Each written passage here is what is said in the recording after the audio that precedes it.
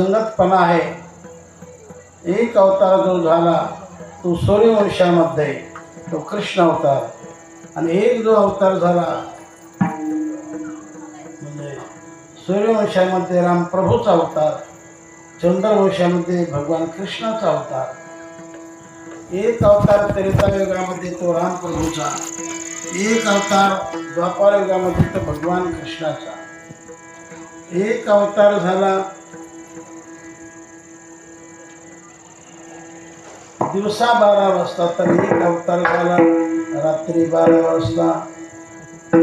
एक अवतार झाला शुक्ल पक्षात, तर एक अवतार झाला कृष्ण पक्षात। एक अवतार अनुकरणीय, तर एक अवतार चिंतनीय। एक अवतार राजगृहात, तर एक अवतार कारागृहात। एका अवतारामध्ये एकच पत्नी, तर एका अवतारामध्ये भरपूर पत्न्या।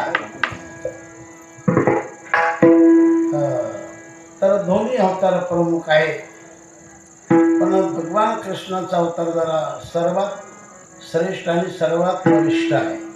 एक कार्यार्थमागत्य कोटि कार्य चकारः परिपूर्णतम साक्षात श्रीकृष्ण नाम्येव हि।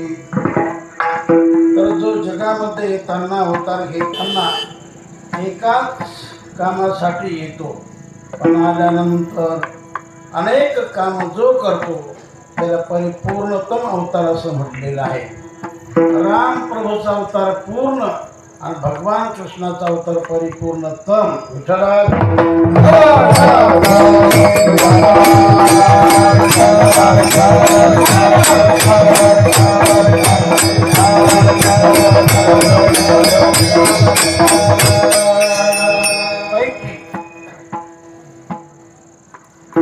या दोन अवतारापैकी भगवान कृष्णाचं चिंतन नाथ महाराजांनी फार केलेलं दिसतंय। नाथ महाराज भक्तात देवाचे बरेच अवतार झाले, पण असा नाही झाला। देवाने इतर अवतारामध्ये केलं असेल चरित्र, पण असं नाही केलं। मागे अनेक अवतार झाले, ऐसे चरित्र नाही केले। विधि वेदाराध विले, व्यभिचार्यादि धरे निज पद।